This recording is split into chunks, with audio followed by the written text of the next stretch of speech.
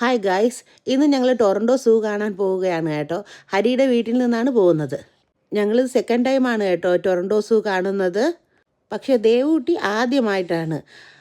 അണ്ണാനെയും മുയലിനെയും മാത്രം കണ്ടിട്ടുള്ള ദേവൂട്ടിക്ക് ഇപ്പോൾ ഇതൊക്കെ കണ്ടപ്പോൾ വല്ലാതെ അത്ഭുതമായിരുന്നു കേട്ടോ. ഞങ്ങൾ ആദ്യം ഒരു സമ്മർ പീരീഡിലാണ് കേട്ടോ പോയത്. ഇപ്പോൾ കാനഡയിൽ ഓട്ടം സീസണാണ് കേട്ടോ.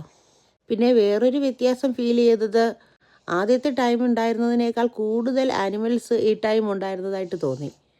അന്ന് കാണാതിരുന്ന പല ആനിമൽസിനെയും ഇന്ന് കാണാൻ കഴിഞ്ഞു കേട്ടോ. പിന്നെ കുട്ടികൾക്ക് വേണ്ടിയിട്ടുള്ള ആക്ടിവിറ്റി സോണുകളും സൂവിനകത്തുണ്ടായിരുന്നു. അങ്ങനെ ഒരു ആക്ടിവിറ്റി താൻ നന്ദുവും ചെയ്തു കേട്ടോ. അത് കഴിഞ്ഞാണ് കേട്ടോ ഞാൻ എൻ്റെ ജീവിതത്തിൽ കാണാൻ ആഗ്രഹിച്ച ഒന്നിനെ കണ്ടത്. അത് വേറൊന്നുമല്ല, ഈ പെൻഗ്വിൻസ് ആണ് കേട്ടോ. ഞാൻ ജീവിതത്തിൽ ആദ്യമായിട്ടാണ് പെൻഗ്വിൻസ് കാണുന്നത്. പിന്നെ ഞാൻ ഉദ്ദേശിച്ച പെൻഗ്വിൻസിന് കുറച്ചുകൂടെ സൈസ് ഉണ്ടായിരുന്നു. ഇത് അത്ര സൈസില്ല. ഇതൊരു ഹൈനയാണ് കേട്ടോ. ഇതും ഇപ്പോഴാണ് കാണുന്നത്. ഈ സൂ പല റീജിയൻസായിട്ട് തിരിച്ചിട്ടുണ്ട്.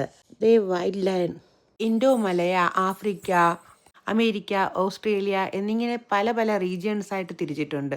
സൂവിൻ്റെ എൻട്രൻസിൽ തന്നെ ഒരു മാപ്പ് ഞങ്ങൾക്ക് എല്ലാവർക്കും തരും. അത് നോക്കി നടന്നാൽ മതി കേട്ടോ.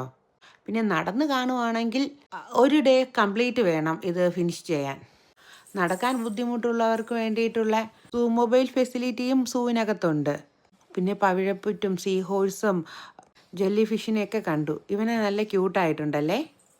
ഇത് കണ്ടോ, മുതുകിൽ 2 ബമ്പുള്ള ഒട്ടകം. ഉച്ച കഴിഞ്ഞപ്പോഴേക്കും ദേവൂട്ടി ഉറങ്ങിപ്പോയി. എന്നാലും അത്യാവശ്യം അനിമൽസിനെയൊക്കെ അവൾ കണ്ടായിരുന്നു. ദേ പോളാർ ബെയർ. ഞങ്ങൾ ആദ്യം വന്നപ്പോൾ പോളാർ ബെയർ വെള്ളത്തിലായിരുന്നു. അവസാനം സൂവിനകത്തെ ഫാൾ വ്യൂവും കണ്ട് കുറച്ച് ഫോട്ടോസൊക്കെ എടുത്ത ശേഷം തിരികെ വന്നു. അപ്പോൾ സൂ വിശേഷങ്ങൾ ഇത്രയേ ഉള്ളൂ. Okay, bye bye, see U.